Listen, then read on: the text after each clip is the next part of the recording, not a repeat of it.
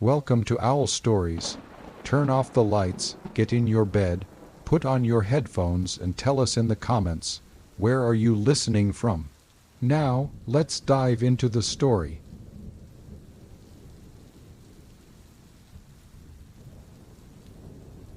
Imagine stepping onto a train so luxurious it felt more like a palace on wheels than a way to travel. Velvet-lined cabins, crystal lamps glowing softly against polished mahogany, and champagne poured endlessly into crystal flutes. But beneath the glittering chandeliers and fine dining, this wasn't just any train. It was a moving stage where the world's elite rubbed shoulders with spies, thieves, and even suspected killers. For over a century, the Orient Express wasn't just about crossing Europe in style. It became the backdrop for scandals, betrayals, and mysteries that remain unsolved to this day. From secret political meetings to whispered love affairs and disappearances that sparked international rumors, the train carried more than passengers. It carried secrets, and tonight we're uncovering the truth. Because while most people know the Orient Express as the glamorous setting of Agatha Christie's famous murder mystery, very few realize how much of that fiction was rooted in reality. So the question is, what really happened aboard the world's most mysterious train? The story begins with one man, Georges Nagelmakers, a wealthy Belgian engineer who, in the late 1800s, boarded a sleeper train in the United States and instantly realized Europe was missing something. Back home, rail travel was still clunky, noisy, and uncomfortable. Journeys across the continent could take weeks, with cramped wooden benches and little food beyond what you carried yourself. But Nagelmakers saw a vision, a hotel on rails. Imagine traveling thousands of miles, not with soot on your face and sore legs, but reclining in velvet chairs, dining on oysters and champagne, and sleeping in a private cabin as polished as the finest Paris hotel. In 1870, he published his grand plan, a luxury train that could glide across Europe faster and more comfortably than anything before. But war delayed his dream. For over a decade, his idea sat on hold, dismissed by skeptics who thought it was too ambitious, too expensive, or simply impossible. Then, in 1882, he proved everyone wrong. Nagelmakers unveiled a prototype, the train Eclair Deluxe, the lightning luxury train. The journey ran from Paris to Vienna, covering nearly 2,000 kilometers. Passengers dined like royalty, sipped champagne, and slept in private carriage, is lined with rich wood and soft cushions. It was a revelation. By modern standards, that journey was slow, but in the 1880s, when most long-distance travel was exhausting, dirty, and dangerous, this was magic. It wasn't just transportation, it was a statement, a declaration that Europe was ready for something bigger, bolder, and far more glamorous than the world had ever seen. But even then, luxury was just the beginning, because the Orient Express wouldn't only attract the rich and powerful, it would attract their enemies too. When the Orient Express officially launched in 1883, it wasn't a train for the masses. A ticket from Paris to Constantinople cost about 700 gold francs, nearly half the annual salary of a skilled worker. For most people, that was an impossible dream. But for Europe's wealthy elite, it was irresistible. Step inside, and you were transported into another world. Passengers feasted on oysters and caviar, their meals served on fine china rimmed in gold. Crystal chandeliers illuminated polished mahogany walls. Plush carpets muffled every step, and velvet curtains kept the outside world at bay. By night, private sleeper cabins were transformed into cozy bedrooms, each more like a suite at a five-star hotel than a space on a moving train. For the rich and powerful, this was the ultimate status symbol. Crossing Europe in a matter of days, wrapped in comfort, while the rest of the world struggled with dust, delays, and discomfort. Every trip was a performance of wealth, a chance to be seen, to mingle, to gossip. But the Orient Express was more than luxury. The exclusivity itself created something even more dangerous: privacy. Behind the polished doors of those cabins, secrets were traded, affairs blossomed, business deals were struck in whispers, and sometimes passengers simply vanished, leaving behind questions that were never answered. This wasn't just a train, it was a moving fortress of wealth, temptation, and intrigue. And as the years rolled on, the Orient Express became a magnet for the very people who lived in shadows: spies, thieves, and men with too much to hide. By the 1920s, the Orient Express wasn't just a train, it was a rolling red carpet. Picture the platform in Paris in 1923. Actors, poets, aristocrats, and politicians all gathered beneath the glass roof of the station, ready to board. Men in sharp tuxedos and boater hats carried canes more for style than for balance. Women in shimmering gowns with bobbed hair and jeweled headpieces moved gracefully through the crowd, their perfume lingering in the air like a promise of scandal. The journey wasn't just about getting to Constantinople. It was about being seen. Inside the dining car, velvet chairs held the elite of Europe, laughing over champagne, whispering gossip, and making alliances that could ripple far beyond the walls of the train. Every table felt like a stage, every glance a calculated move in a game of power and desire. But the 1920s were more than glamour. They were an age of shadows. Behind the elegant clinking of glasses, not everyone on board was who they claimed to be. Diplomats carried secrets in their briefcases. Spies disguised as businessmen slipped coded notes beneath the table. And some passengers, wrapped in silk and diamonds, weren't there for the luxury at all. They were there for what others were hiding. The Orient Express had become the perfect stage for Europe's double lives. Dazzling by day, dangerous by night. And for some, the stakes weren't measured in francs or fame, but in survival.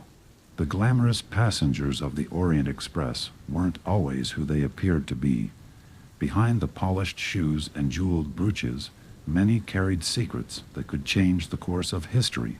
The train, after all, wasn't just a luxury ride. It was a moving embassy, a discreet meeting room, and at times a battlefield without bullets. One of the most infamous names linked to the train was Mata Hari, the Dutch dancer whose beauty dazzled audiences across Europe. But beneath the sequins and veils, she lived a double life. During World War I, she was accused of spying for Germany, passing information through her travels across Europe. Some accounts suggest she used the Orient Express to slip between borders, blending in among the glittering elite while carrying messages that could topple armies. She wasn't alone. Diplomats and undercover agents routinely booked cabins on the train. To ordinary passengers, they might look like businessmen sketching butterflies in their notebooks. But in truth, those sketches often hid coded maps of military bases and enemy fortifications. The Orient Express became known as the Spies Express for a reason. And where there are spies, there are scandals. Rumors swirled of affairs between passengers who were supposed to be political rivals. Whispers of stolen documents exchanged for diamonds. Even allegations of smuggling rare jewels, stolen art, and sometimes information worth far more than gold. But secrets have a way of surfacing, and it wasn't long before the train's shadowy reputation inspired some of the most famous mysteries in history. If there's one name forever tied to the Orient Express, it's Agatha Christie. Her iconic novel Murder on the Orient Express turned the train into a legend, cementing its place as the world's most famous stage for mystery and crime. But what most people don't realize is that Christie's chilling tale was rooted in real events. In 1929, the train was brought to a standstill, trapped in a snowdrift just outside Istanbul. For days, its wealthy passengers were stranded in freezing conditions, the luxury of their cabins suddenly feeling more like a gilded cage. Rumors spread of tempers flaring, secrets being exposed, and suspicions turning into accusations.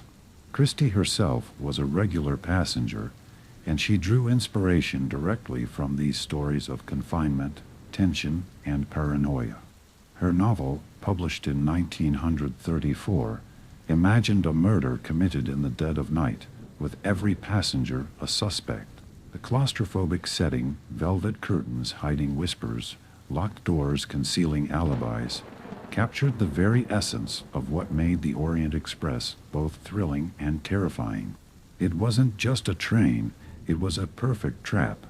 But Christie wasn't the only one to immortalize the Express. James Bond also found himself on board in From Russia with Love, where espionage played out between cocktails and cabin doors. The train became a recurring backdrop in film, literature, and legend, a place where glamour collided with danger in ways the public couldn't resist. And while fiction brought fame, it also drew new attention to the unsettling truth. Some of the most dramatic stories associated with the Orient Express weren't invented at all. They actually happened. For all its glamour, the Orient Express carried stories that never made it into history books, rumors of scandals and controversies that remain unsolved to this day. Whispers spread of passengers who boarded the train in Paris and never stepped off at their destination. Some claimed these were kidnappings arranged in hushed midnight meetings. Others suggested they were voluntary disappearances, powerful figures vanishing to escape scandal or debt. Whether true or not, the train's closed corridors made it the perfect stage for someone to vanish without a trace. There were also tales of forbidden affairs. Diplomats spotted leaving cabins that weren't their own, politicians traveling with mistresses instead of wives, and business rivals discovered to be secret partners in smuggling operations. To the public, the Orient Express was the height of sophistication, but to those who knew its secrets, it was a powder keg of temptation and betrayal. Perhaps most mysterious of all were the alleged covert deals struck in the privacy of its dining cars. Some historians believe treaties and political promises were whispered over champagne, hidden from the eyes of the public. Others say stolen art, rare jewels, and classified documents traveled in locked suitcases tucked under velvet seats, with fortunes changing hands before the train reached the next city. And while many of these stories remain unproven, they add to the train's aura, a place where truth and fiction blurred, and where every glance across the dining table could mean far more than it seemed, because the Orient Express was never just a journey. It was a theater of secrets, and some of those secrets may still be rolling down the tracks, unsolved even today. The Orient Express began as a dream of luxury, a rolling palace that promised speed, comfort, and elegance unlike anything Europe had ever seen. But it quickly became more than a train. It was a symbol of power, a gathering place for the rich and influential, and a silent witness to secrets that could never be spoken aloud. It carried spies disguised as poets, diplomats carrying hidden documents, and aristocrats whose wealth and vanity masked darker intentions. It inspired novels, films, and legends that blurred fact and fiction, forever cementing its place in history. And yet, for all the stories told, countless questions remain unanswered. How many secret meetings were held behind its velvet curtains? How many disappearances were quietly written off as coincidence? And how many scandals were born somewhere between Paris and Istanbul, only to be buried with the passengers who lived them? The Orient Express has long since faded from its golden age, but its reputation endures, because in the end, it wasn't just a train. It was a stage for power, for betrayal, for mystery. And maybe that's the real reason the world still talks about it today. Not because it was the fastest or the most luxurious, but because it reminded us that sometimes the most beautiful place is where the darkest secrets hide. So the next time you hear the name Orient Express, remember this. It wasn't just carrying passengers. It was carrying stories the world was never supposed to know.